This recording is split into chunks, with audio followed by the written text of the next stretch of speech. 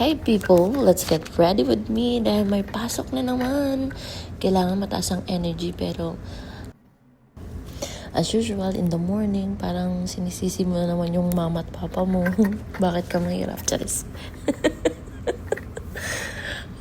Ayun na nga, nakapag-cream / serum na ako. Then, pagkatapos nung gumagamit lang ako ng sunscreen, tinted sunscreen pala yung ginagamit ko. Ito naman yung bago kong kinababaliwang Dewy Gel Blush Stick ko ni Benefit. So, ayan. Let's go. Blend it, girl. Disclaimer lang hindi ako professional makeup artist. So, I really don't know how to blend it properly or something like that. The only thing I know is I want to look pretty. And, pinaninindigan ko yung mga sinasabi ng ibang lahi na, oh my God, kapag ka may Asian blood ka, ang edad mo is wala sa mukha mo. O, diba? Sana all. At the end of the day, ang gusto ko lang talaga ma-achieve is angelic look. Charis. Ang sabi. Kaya kung ikaw, 40 na girl, huwag ka nang makipagsabayan sa mga bata dyan.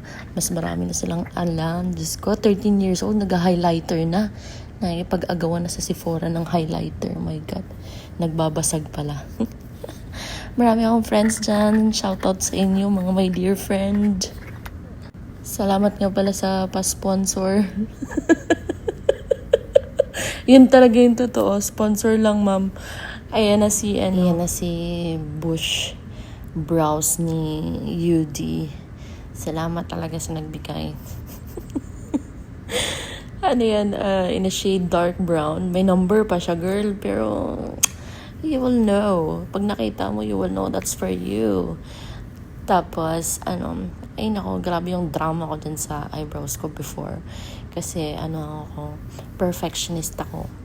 Pero, nagbago ang lahat. Storytelling. Pero ngayon kasi wala na akong pakialam. Hello. Basta maganda ako. Sumasayaw pa siya. Happy yarn. O, diba, lipstick lang. Tapos, tingnan mo naman. Panalo na. Hello. Bye. Tama na, please. Thank you so much for watching. Ayan na siya. Bye. Bye, girl. Bye. Sige na, tama na.